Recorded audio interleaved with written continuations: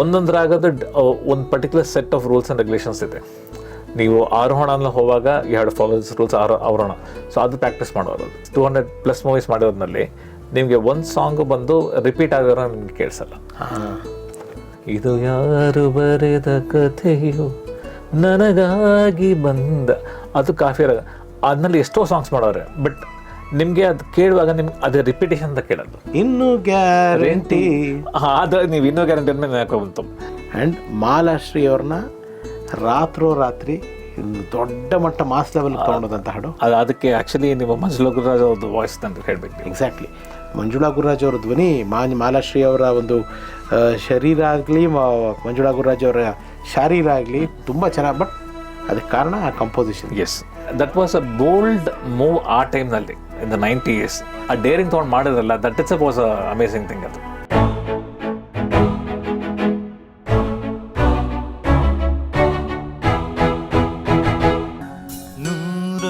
ನೂರೊಂದು ನೆನಪು. ಡಿಸಿಪ್ಲಿನ್. ಅವರು he was a very discipline person.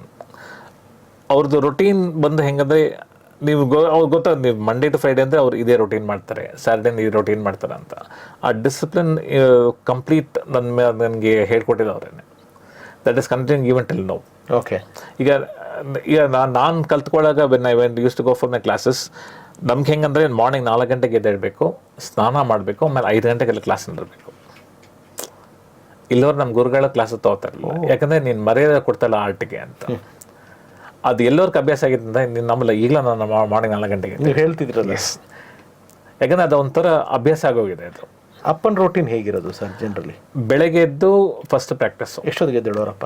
He use to wake up by 4 in the morning. 4 ಎದ್ದು he used to take his bath. 5 o'clock coffee ಕುಡಿದ್ಮೇಲೆ he used to sit and he used to do his music composition practice.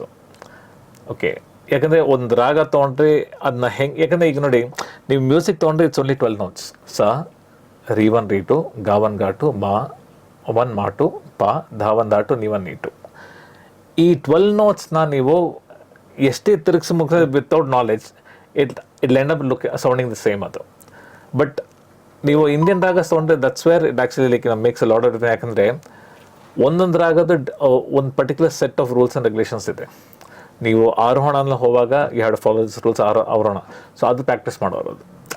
ಅದಕ್ಕೆ ನೀವು ನೋಡೋದು, ಈಗ out of the 200+ movies ಮಾಡಿರೋದ್ರಲ್ಲಿ ನಿಮಗೆ ಒಂದು song ಬಂದು ರಿಪೀಟ್ ಆಗಿರೋ ನಿಮ್ಗೆ ಕೇಳಿಸಲ್ಲ. ಸೊ ನೀವು ಅದು ಚಾಲೆಂಜ್ ಅಲ್ವಾ? ಅದು that's what I am saying. So ಅಷ್ಟು ನಾಲೆಜ್ ಇತ್ತು. Where he's remember what is already done previously, ಅದನ್ನ ರಿಪೀಟ್ ಮಾಡಬಾರ್ದು. ಈ ಒಂದು ಅವ್ರಿಗೆ Kaapi raga was one of his favourite ragas. ಅದು ಇದು ಯಾರು ಬರೆದ ಕಥೆಯು ನನಗಾಗಿ ಬಂದ, ಅದು ಕಾಫಿ ರಾಗ. ಅದನ್ನಲ್ಲಿ ಎಷ್ಟೋ ಸಾಂಗ್ಸ್ ಮಾಡೋರೆ, ಬಟ್ ನಿಮಗೆ ಅದು ಕೇಳುವಾಗ ನಿಮ್ಗೆ ಅದೇ ರಿಪಿಟೇಷನ್ ಅಂತ ಕೇಳೋದು. ಸನಾದಿ ಅಪ್ಪಣ್ಣ ನಿಮಗೆ it always give a different feel. Even same raga. ಅದು ದಟ್ ಈವನ್ ನಾನು right now I am not able to imagine how use to come up with that ಅಂತ. It was a different thinking process ಅವ್ರದ್ದು. So ಒಂದು ಹೊಸ cinema composing ನಾಳೆಯಿಂದ, ಅದು Rajkumar sir cinema, Ambareesh ಅವ್ರ sir cinema, Vishnu sir cinema, ಯಾರ್ದೋ ಇರ್ಬೋದು. ಅಪ್ಪ ಎಷ್ಟು ಪ್ರಿಪೇರ್ ಆಗೋರು ಒಂದು ಕಂಪೋಸಿಂಗ್ ಹೋಗೋಕ್ಕೆ ಮುಂಚೆ ಮನೆಯಲ್ಲಿ? ಮುಂಚೆನೇ ಬಂದು ಕೇಳೋರು ಸ್ಟೋರಿ ಏನು, ಅಟ್ಲೀಸ್ಟ್ ಒಂದು ಐಡಿಯಾ ಸಿಗೋದು.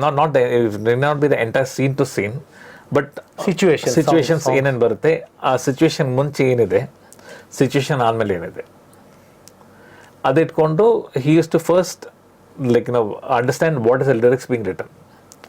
ಯಾಕಂದರೆ ಸಿಚುವೇಶನ್ ತಕ್ಕಂಥ ಲಿರಿಕ್ಸ್ ಇರೋದು. ಯಾಕಂದರೆ ಆಗೆಲ್ಲ ಮುಂಚೆ ಲಿರಿಕ್ಸ್ ಬರ್ಬಿಟ್ಟು ಆಮೇಲೆ ಕಂಪೋಸ್ ಮಾಡೋದು. ಅದೇ ಕೇಳ್ಪಟ್ಟಿದ್ದೆ ನಾನು ಅದ್ರ ಬಗ್ಗೆ. ಓಕೆ, ಯಾಕಂದರೆ lyrics use to add value to the situation.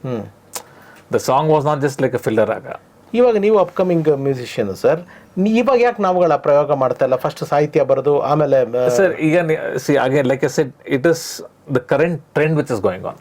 ನಿಮಗೆ ಕರೆಂಟ್ ಟ್ರೆಂಡ್ ಆಫ್ ಲಿಸ್ನರ್ಸ್ ಯಾರಿದ್ದಾರೆ ಅಂತ. At the end of the day, yes, music is for yourself, but when you are trying to work for someone, you have to sell the product. I know, I agree sir. ನನಗೊಂದು ಪ್ರಶ್ನೆ ಏನಂತಂದರೆ, ಇವಾಗ ಕವಿ ಸ್ವಾತಂತ್ರ್ಯದ ಬಗ್ಗೆ ನಾವು ಮಾತಾಡ್ತೀವಿ. ಇವಾಗ ನಾವು ಲಾಲ ಲಾಲ ಲಾಲ ಲಾಲ ಒಂದು ಮ್ಯೂಸಿಕ್ ಮೀಟ್ರ್ಗಳು ಕೊಟ್ಬಿಟ್ಟು ನಾವು ಅಷ್ಟಕ್ಕೆ ಸಾಹಿತ್ಯ ಬರೀರಿ ಅಂದರೆ ಆ ಮೀಟ್ರಿಗೆ ಬ್ಯಾಲೆನ್ಸ್ ಆಗುವಂಥ ಸಾಹಿತ್ಯ ಬರೀರಿ ಅನ್ನೋದು ಒಂದು ಚಾಲೆಂಜು. ಸರಿ ತಪ್ಪು ಅನ್ನೋದು ನನ್ನ ವಾದ ಅಲ್ಲ. ಆದರೆ ನೀವು ಏನು ಬೇಕಾದ್ರೆ ಬರೀರಿ, ನಾನು ಅದಕ್ಕೆ ಮ್ಯೂಸಿಕ್ ಮಾಡ್ತೀನಿ ಅನ್ನೋದು ಇಟ್ಸ್ ಎ ವಾಸ್ಟ್ ಅಲ್ವಾ? ಅದು ಒಂದು ಬರಹಕಾರಗಳು ಸ್ವಾತಂತ್ರ್ಯ ಕೊಟ್ಟಂಗೆ ಬರ್ಬೋದು. ಬಟ್ ಈಗ ಕರೆಂಟ್ ನೀವು ಟ್ರೆಂಡ್ ನೋಡಿದ್ರೆ they are looking more of catchy lyrics. ಆ ಕ್ಯಾಚಿ ಲಿರಿಕ್ಸ್ಗೆ ನೀವು ಫಸ್ಟ್ ಟ್ಯೂನ್ ಮಾಡಿಬಿಟ್ಟೆ with this catchy, it gets easier to write. Okay okay okay.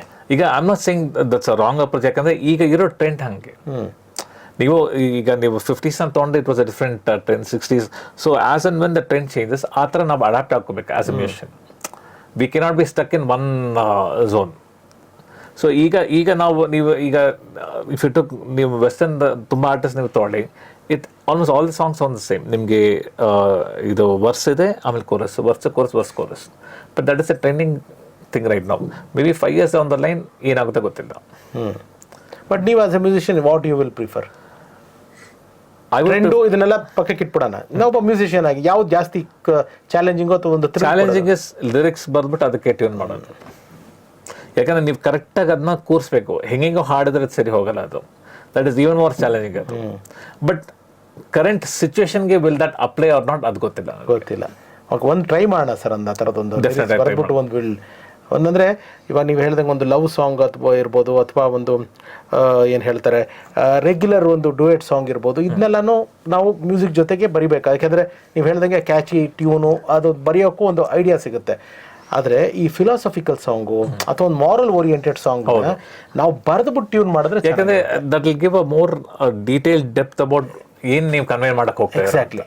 ಅದು ನಮಗೆ ವಿಷಯ ವಾಸ್ಟ್ ಇಲ್ಲ ರಿಸ್ಟ್ರಿಕ್ಟ್ ಆಗ್ಬಿಡ್ತೀವಿ ನಾವು. ಹೌದು, ಒಂದು ವಾಸ್ಟ್ ವಿಷಯ ಬರಿಬೇಕಾದ್ರೆ ಬರೆದ್ಬಿಟ್ಟು ಒಂದು ಮಾಡಿದ್ರೆ ಒಂದು ಚೆನ್ನಾಗಿರುತ್ತೆ. ಒಂದು ಟ್ರೈ ಮಾಡೋಣ ಸರ್ ಅದನ್ನು ಇನ್ನು ಯಾವಾಗಾರು ಕಮಿಂಗ್ ಡೇಸ್ನಲ್ಲಿ.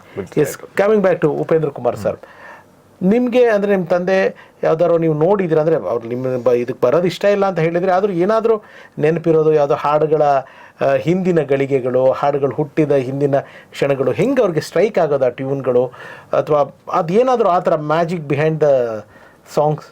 ಅದೇ ಲೈಕ್ ಐ ಸೆಡ್, ರಾಗಸ್ದು ನಾಲೆಜ್ ಅವ್ರ ಹತ್ರ ಇದ್ದಿದ್ದು ವಾಸ್ತಿ. ಈಗ ನೀವು ಹಿಂದೂಸ್ತಾನಿ ತೊಗೊಂಡ್ರೆ more than 1000 ragas. Okay, so ಅವ್ರು ಬಂದು ಅದರಲ್ಲಿ he had a specific set of ragas which he use to like. And ಅದರಲ್ಲಿ ಅವರು he use to differentiate. Okay, happy song ಅಂದರೆ ನಾವು I can actually use these ragas. Sad songs ಅಂದರೆ I can use these ragas. Situation base I want to incorporate a different raga, I can do that ಅಂತ. So ಆ knowledge ಇರುವಾಗ ಅವ್ರಿಗೆ ಆ freedom ಇತ್ತು. So ಒಂದು ಟ್ಯೂನ್ ಮಾಡೋರು, then he use to figure out whether it's fitting in or not ಲಿರಿಕ್ಸ್ಗೆ. ಇಲ್ಲಾಂದರೆ he use to change the raga. ಆಮೇಲೆ he use to take feedback.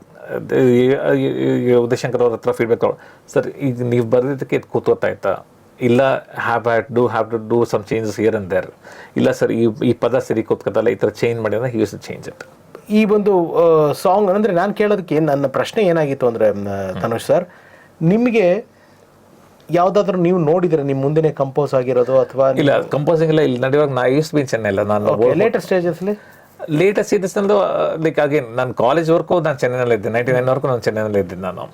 So ನಾನು ಜಾಸ್ತಿ ಆ್ಯಕ್ಚುಲಿ ಆ ಕಂಪೋಸಿಂಗ್ ಇದಕ್ಕೆ, but I have heard stories. Yeah, share me some of that stories. Interesting ಯಾವ್ದಾರು ನಿಮಗೆ ಆ ಥರದ ಕಥೆಗಳು ಯಾವ್ದಾರು ಇದ್ರೆ, ಯಾಕಂದರೆ ಜನಕ್ಕೆ ಅದು ತುಂಬ ಎಕ್ಸಾಕ್ಟ್ಲಿ ಯಾವ ಮೂವಿ ಅಂತ ನನಗೆ ಜ್ಞಾಪಕ ಇಲ್ಲ. ಬಟ್ ಅಪ್ಪ ಹೇಳೋರು, ಈಗ ಕಂಪೋಸ್ ಮಾಡುವಾಗ everyone is there, the director is there, the lyricist is there, and sometimes the artist is also there. Correct, producers ಇರ್ತಾರೆ. ಯಾಕಂದರೆ ಅವ್ರಿಗೆ they want the song to be in one sort of ಅಂದರೆ ಒಂದು sort of tune which actually elevates their exactly acting. So ಹಿಂಗಿರುವಾಗ he use to take all the input ತೊಗೊಂಡ್ಮೇಲೆ ಅವ್ರೊಂದು set ನೋಡು, ಈಗ ಈ ಪದ ಹಿಂಗೆ ಬರ್ತೈತೆ, ಫಸ್ಟು ನಾನು I need to understand how it is spelt out. ಈಗ ಅಲ್ಲಿ ಏನಾಗುತ್ತೆ, ಲಿರಿಸಿಸ್ಟ್ ಅಂತ, ಸರ್ ಹಿಂಗೆ ಹಾಡಬೇಕು, ಹಿಂಗೆ ನಮಗೆ ಬರಬೇಕು ಅಂದರೆ, ಈಗ it need not be A tune. ಈಗ ಬಾನಿಗೊಂದು ಎಲ್ಲೆ ಎಲ್ಲಿದೆ, ಹಿಂಗೆ ನಮ್ಗೆ ಬರಬೇಕು. ಅದಾದ್ಮೇಲೆ ನೆಕ್ಸ್ಟ್ ನಿನ್ನ ಆಸೆಗೆ ಕೊನೆ ಎಲ್ಲಿದೆ, ಆ ಒತ್ತಕ್ಷರ ಎಲ್ಲ ಬಂದು ಕರೆಕ್ಟಾಗಿ ಅವರು ಅಂಡರ್ಸ್ಟ್ಯಾಂಡ್ ಮಾಡ್ಕೊಂಡು ಸ್ಟ್ರೆಸ್ಗಳೆಲ್ಲ. ಅದಾದಮೇಲೆ he use to figure out what to do. ಎಂಥ ಒಂದು ಅಣ್ಣವ್ರದ್ದು ಉಪೇಂದ್ರ ಕುಮಾರ್ ಸರ್ದು ಎಂಥ ಕಾಂಬಿನೇಷನ್ ಅಂತಂದರೆ, ಸ್ನೇಹಿತರೆ ತಮಗೆಲ್ರಿಗೂ ಗೊತ್ತಿದೆ, ಎಲ್ಲ ಅಪಾಚಿ ಅಭಿಮಾನಿಗಳು ಗೊತ್ತಿದೆ, ಅವರ ನ್ಯಾಷನಲ್ ಅವಾರ್ಡ್ ಹೌದು ಜೀವನ ಚಿತ್ರ ನಾದಮಯ ಆ ಸಾಂಗ್ಗೆ ಬಂದಿದ್ದು ಅಂದರೆ ಅದು ನಮ್ಮ ಉಪೇಂದ್ರ ಕುಮಾರ್ ಸರ್ ಅವರ ಒಂದು ರಾಗ ಸಂಯೋಜನೆ ಇದೆ. ಎಂಥ ಸಾಂಗು ಸರ್, ಏನು ಎಂಥ ಲಿರಿಕ್ಸು, ಎಂಥ ಸಿಂಗಿಂಗ್ ಅದು. ಓ ಮೈ ಗಾಡ್, ಇವತ್ತಿಗೂ ರೋಮಾಂಚನ ಆಗುತ್ತೆ ಅದು. ಆ ಒಂದು ಒಡನಾಟದ ಬಗ್ಗೆ, ಅಣ್ಣವರ ಫ್ಯಾಮಿಲಿ ಜೊತೆ ಇರೋ ಒಡನಾಟದ ಬಗ್ಗೆ. ಅದು ಈಗ ಅಣ್ಣವ್ರ ಫ್ಯಾಮಿಲಿ ನೋಡಿದ್ರೆ ನೀವು ಈಗ ಡಾಕ್ಟರ್ ಶಿವರಾಜ್ ಕುಮಾರ್ ಅವ್ರಿಗೆ, ಇಲ್ಲ ರಾಘವೇಂದ್ರ ರಾಜ್ಕುಮಾರ್ ಅವ್ರಿಗೆ, ಅವ್ರ ಅಕ್ಕ ತಂಗಿರು ಎಲ್ರಿಗೂ ಬಂದು ಅಪ್ಪ ಮ್ಯೂಸಿಕ್ ಹೇಳ್ಕೊಡೋರು. ಓ, ಅಪ್ಪ ಹೇಳ್ಕೊಡೋರ? ಅಪ್ಪ ಹೇಳ್ಕೊಡೋರು music. Okay. And he use encourage them to sing in ಇದು ಫಿಲ್ಮ್ಸ್. ಹಂಗೆ ತಾನೆ ರಾಘವೇಂದ್ರ ರಾಜ್ಕುಮಾರ್ ಅವರು ಅವ್ರದ್ದು ಸ್ವಂತ ಹಾಡೆಲ್ಲ ಹಾಡೋರು. ಹೌದು ಹೌದು ಹೌದು ಹೌದು. ಈಗ he was a train. Nanjundi ಕಲ್ಯಾಣಲ್ಲೆಲ್ಲ ಹಾಡಿದ್ರಲ್ಲ, ಸಾಕಾಗಿತ್ತು ಅದು ಎಲ್ಲ. ನಂಜುಂಡಿ ಕಲ್ಯಾಣ ಆಲ್ಬಮ್ಮೇ ಮಜಾ ಆಯಿತು ಸರ್. ಅದರಲ್ಲಿ ನೋಡಿ, ಒಬ್ಬ ಮ್ಯೂಸಿಷಿಯನ್ ಆಗಿ, ಅಂದರೆ ಆ ಡೈರೆಕ್ಟ್ರು ಸ್ಕ್ರಿಪ್ಟು ಅದು ಡಿಮ್ಯಾಂಡಿಂಗ್ ಇದೆ. ಒಬ್ಬ ಮ್ಯೂಸಿಕಲಿ ಕೂಡ ಅವ್ರು ನೋಡಿ, ಒಂದು ಹೊಸ ಪ್ರೇಮದಲ್ಲಿ, ಹೊಸ ಸ್ನೇಹದಲ್ಲಿ, ನವ ಜೀವನ ರಾಗವೇ ಕಂಡೆ, ಒಂದು ಹ್ಯೂಮರ್ ಇದೆ. ನೆಕ್ಸ್ಟ್, ಓ ನನ್ನ ಹುಡುಗಿ ಅಲ್ಲೇ ನಿಲ್ಲೆ ಬೆಡಗಿ, ಇನ್ನೊಂದು ಫನ್ ಸಾಂಗ್, ಈ ಯೂತ್ಸ್ಗೆ ಅಟ್ರಾಕ್ಟ್ ಮಾಡೋ ಒಂದು ಇದಾಗಿದೆ. I am particularly talking about Nanjundi Kalyana album. ಅದಾದ್ಮೇಲೆ ನೆಕ್ಸ್ಟ್ ಸಾಂಗ್ ಬಂತಂದ್ರೆ ಒಂದು ಆ ಗಂಡ ಹೆಂಡತಿ ರಿಲೇಶನ್ಶಿಪ್, ಬದುಕೆ ಹಸಿರು. ಬಟ್ ಅಲ್ಲಿ ನೋಡಿ ಅಣ್ಣವ್ರ ವಾಯ್ಸ್, ಆ ವಾಯ್ಸ್ ಮಾತ್ರ ಇಲ್ಲದೆ ಹೋಗಿದೆ, ಮ್ಯಾಜಿಕ್ ಸರ್ ಅದು. ಅದು ಬದುಕೆ ಅದ ನಿಮ್ಗೆ ಜುಮ್ ಅನ್ಸುತ್ತೆ ಅಲ್ಲಿ ನೋಡಿ. ಆಮೇಲೆ ಟೈಟ್ಲ್ ಸಾಂಗು ಇನ್ನು ಗ್ಯಾರಂಟಿ. ಅದು ನೀವು ಇನ್ನೂ ಗ್ಯಾರಂಟಿ ಅಂದ್ಮೇಲೆ ಯಾಕೋ ಬಂತು. This happen one hours in Bangalore. Okay. ನನ್ನ ಜೊತೆಗೆಲ್ಲ ರಿಲೀಸ್ ಆಯಿತು. It was a super duper ಹಿಟ್ಟು. ಜನ ನೋಡ್ಕೊಂಡು ಇರುವಾಗ ಒಬ್ಬ ಪೇರೆಂಟ್ ಈ ಗಾಟ್ ಅಸ್ ಸನ್, ಅಪ್ಪನ ಮೇಡಮ್, ಅಪ್ಪ ಅಂದು ಬನ್ನಿ ಕೂತ್ಕೊಂಡು ಕಾಫಿ ಕುಡಿಯುವಾಗ, ಸರ್ ನೀವು ಇಂದು ಗ್ಯಾರಂಟಿ ನನ್ನ ಜೊತೆ ಕಲ್ಯಾಣ ಮಾಡಿದ್ರಲ್ಲ ಅಂತ. ಹೌದು ಸರ್, ಅದು ಹಂಸಧ್ವನಿ ರಾಗ ತಾನೆ? ಹೌದು, ಹಂಸಧ್ವನಿನೇ ಮಾಡಿದಂತ. ಆಗ ಅವರೊಂದು, ನನ್ನ ಮಗ ಕರ್ನಾಟಕ 3 ವರ್ಷದಿಂದ ಕತ್ಕೋತಾವನೆ, ಅವ್ನಿಗೆ ಎಷ್ಟೇ ಮಾಡಿದ್ರು ಆ ಹಂಸಧ್ವನಿ ರಾಗದು ಹೆಂಗೆ ಮಾಡೋದು, ಸರಿಗ ಪನೀಸ ಅವ್ನಿಗೆ ಅರ್ಥ ಆಗ್ತಾ ಇಲ್ಲ. ಬಟ್ ನಿಮ್ಮ ಹಾಡು ಕೆಲವು ಅವ್ನಿಗೆ ಫುಲ್ ಅರ್ಥ ಆಗೈತೆ. ಅವ್ನಿಗೀಗ ಹಂಸಧ್ವನಿ ರಾಗ ಅಂದ್ರೆ ಅಷ್ಟು ಪ್ರೀತಿ ಬಂದೈತೆ. ಅದಕ್ಕೆ ನಿಮ್ಗೆ ಥ್ಯಾಂಕ್ಸ್ ಹೇಳ ಅಂತ ಒಂದು ಸರಿ, as long as it helps it's good. Wonderful. ಅದರಲ್ಲಿ ಅದೇ ಟಾಕಿಂಗ್ ಅಬೌಟ್. ಆಮೇಲೆ ಇನ್ನು 2 ಮಾಸ್ಟರ್ ಪೀಸ್ ಸಾಂಗ್ ಇದೆ ಆ ಸಿನಿಮಾದಲ್ಲಿ. ಒಂದು ನಿಜವ ನುಡಿಯಲೆ ನನ್ನಾಣೆನಲ್ಲೇ, ಆ್ಯಂಡ್ ಮಾಲಾಶ್ರೀ ಅವ್ರನ್ನ ರಾತ್ರಿ ದೊಡ್ಡ ಮಟ್ಟ ಮಾಸ್ ಲೆವೆಲ್ ತೊಗೊಂಡೋದಂತ ಹಾಡು. ಅದಕ್ಕೆ ಆ್ಯಕ್ಚುಲಿ ನೀವು ಮಂಜುಳಾ ಗುರುರಾಜ್ ಅವ್ರದ್ದು ವಾಯ್ಸ್ ಅಂತ ಹೇಳಬೇಕು. ಎಕ್ಸಾಕ್ಟ್ಲಿ. ಮಂಜುಳಾ ಗುರುರಾಜ್ ಅವರ ಧ್ವನಿ, ಮಾಲಾಶ್ರೀ ಅವರ ಒಂದು ಶರೀರ ಆಗಲಿ, ಮಂಜುಳಾ ಗುರುರಾಜ್ ಅವರ ಶಾರೀರ ಆಗಲಿ ತುಂಬ ಚೆನ್ನಾಗಿ. ಬಟ್ ಅದಕ್ಕೆ ಕಾರಣ ಆ ಕಂಪೋಸಿಷನ್. ಎಸ್, ಒಂದು ಇಲ್ಲ, but that was a bold move ಆ ಟೈಮ್ನಲ್ಲಿ, ಇನ್ ದ 90s. ಆ ಪರ್ಟಿಕ್ಯುಲರ್ ಸಿಚುವೇಶನ್ ಬಂದು ಇದು ಆ ಡೇರಿಂಗ್ ತೊಗೊಂಡು ಮಾಡಿದ್ರಲ್ಲ, that it's was a amazing thing. ಅದು ಈಗ ಹಾಡುಗಳು ಹಿಟ್ಟಾದಮೇಲೆ ಅಪ್ಪ ಮನೆಯಲ್ಲಿ ಅದರ ಬಗ್ಗೆ ಎಷ್ಟು ಒಂದು ಕಾಂಪ್ಲಿಮೆಂಟ್ ಆಗಿ ತೊಗೊಳೋರು. ಒಂದೊಂದು ಸತಿ ಹಾಡುಗಳು ವರ್ಕ್ ಆಗದೆ ಇದ್ದಾಗ how he use to be there, ಹೇಗಿರೋರು ಅವರು. ಇವರು ಮಂಜುಳಾ ಗುರುರಾಜ್ಗೆ ಆ ಪಿಚ್ ಹಿಡಿಯೋಕ್ಕಾಗ್ತಾ ಇರಲಿಲ್ಲ. ಕಣ್ಣಲ್ಲಿ ಜ್ಯೋತಿ ತಂದವನು ನೀನೆ. And I heard at one point she started crying.